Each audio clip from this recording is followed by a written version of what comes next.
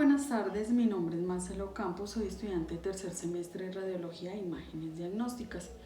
Para esta actividad realicé los dibujos a mano alzada en carteleras, apoyándome en un libro digital que nos compartió la tutora. Para el día de hoy les voy a hablar muy brevemente de la anatomía de los senos paranasales. Empecemos. Los senos paranasales son 4 y se llaman según los huesos que lo contienen. Tenemos frontal, etmoidal, esfenoidal y maxilar. Los senos maxilares forman parte de la estructura de los huesos faciales. Los frontales, etmoidales y esfenoides están entre los huesos craneales. Los senos paranasales son cavidades llenas de aire y tienen muchas funciones. Entre estas son: facilitan nuestra respiración, intervienen en la fonación y el olfato y participan en la regulación de la temperatura interna. Además, ayudan al soporte del peso del cráneo. Estos también ayudan a humedecer y a calentar el aire que respiramos antes de que llegue a nuestro interior. Además, producen mucosidad para evitar la invasión de las bacterias. Los senos paranasales comienzan a desarrollarse en el feto, pero solo los senos maxilares tienen una forma definida al nacimiento. Los senos frontales y esfenoides se pueden observar en las radiografías a partir de los 6 a 7 años. Los senos etmoidales son los últimos en desarrollarse. En conclusión, los senos paranasales se terminan desarrollando al finalizar la adolescencia. Los senos etmoidales están contenidos dentro de las masas del hueso etmoidal. Estos se encargan de ampliar el espacio que el aire recorre antes de llegar a los pulmones para que se caliente de manera adecuada. Los senos esfenoidales están ubicados exactamente debajo de la silla turca. Esta tiene una forma de cúbico y se desarrollan entre los 14 a 15 años de edad. Cuando el complejo osteomatal, que es la vía de comunicación entre los senos frontales, etmoidales y maxilares, se obstruye, produce una infección denominada sinusitis. Los senos maxilares en una vista frontal tienen forma de pirámide, en una vista lateral tienen una forma de cúbico. Los senos maxilares son los más grandes de los senos paranasales. Las paredes de los senos maxilares son delgadas y varían según la anatomía de las personas. Están justamente debajo de las fosas nasales y están conectados entre sí por medio de las cavidades nasales. Los senos frontales están ubicados en la cara interna y externa del cráneo. Rara vez están aireados antes de los 6 años y, a diferencia de los senos maxilares, no tienen una forma definida. Están separados por el tabique nasal y son muy importantes en la sensibilidad de la cara, ya que ellos producen mucho dolor cuando estos se inflaman.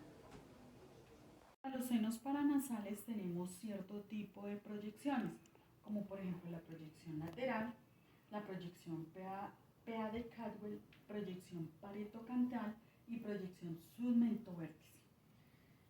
En la proyección lateral podemos observar las raíces orbitarias, las alas mayores del esfenoides, los senos esfenoidales, la silla turca, ramas de la mandíbula, los senos frontales, entre otros. Para la proyección de PA de Caldwell podemos observar la apófisis cresta Gaggi, senos frontales, senos etmoidales, fisura orbitaria superior, senos maxilares, tabique nasal y crestas petrosas. Para la proyección paretocanteal podemos observar los senos frontales, tabique nasal, óseo, reborde orbital inferior, senos maxilares, cresta petrosa y seno esfenoidal.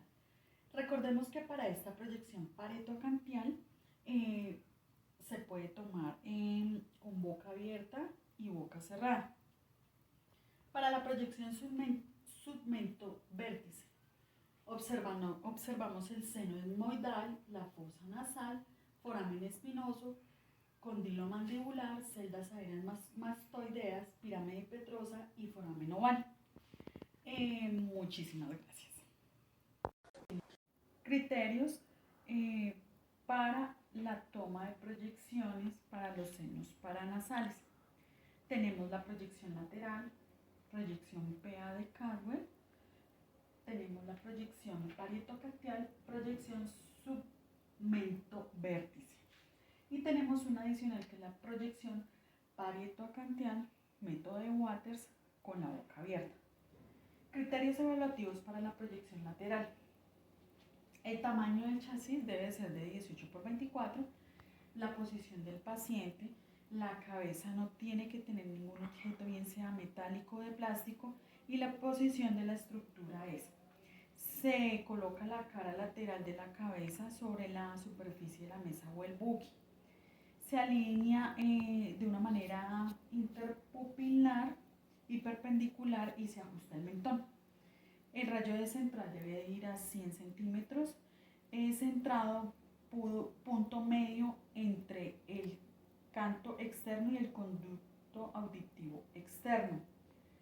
Otro criterio para tener en cuenta: el paciente no debe respirar.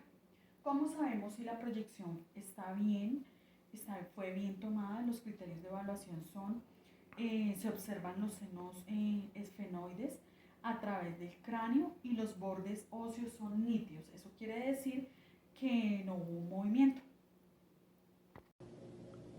Proyección PA, método Caldwell. Para esta proyección debemos de tener un chasis de 18 por 24 centímetros.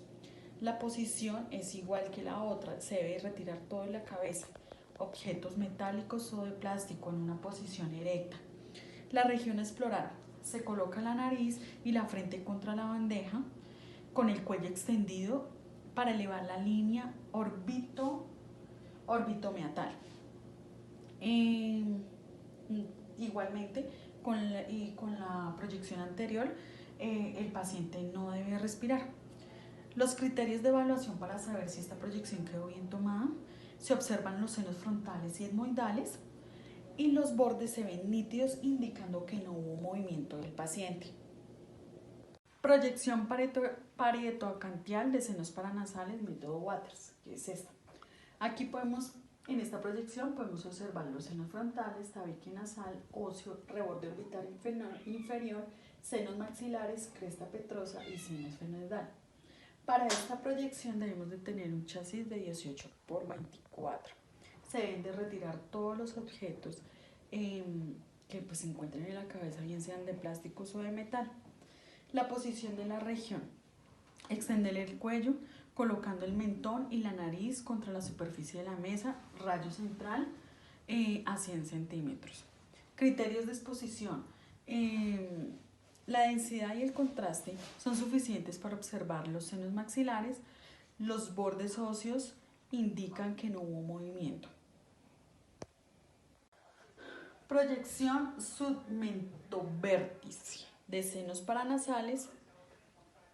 En esta proyección podemos observar los senos etmoidal, fosa nasal, foramen espinoso, cóndilo mandibular, celdas aéreas mastoideas, pirámide petrosa y foramen oval. Para esta proyección debemos de tener un chasis de 18 por 24. Posición de la región de exploración: se debe elevar el mentón, colocar el cuello en hiperextensión y, si es posible, hasta que la línea infraorbitomeatal esté paralela a la superficie de la mesa y apoyar el vértice del cráneo. El rayo central debe ir mínimo a 100 centímetros, centrado en los ángulos de la mandíbula, de 4 a 5 centímetros por debajo de la sínfisis de la mandíbula. Para esta proyección se debe contener la respiración. Hay que tener en cuenta que esta proyección es un poco incómoda, entonces hay que hacerla lo más breve posible por la incomodidad del paciente. Criterios para saber si esta proyección quedó bien ejecutada: la densidad y el contraste son suficientes para observar los senos esfenoidales y los etmoidales. Los bordes son nítidos, indicando que no hubo movimiento.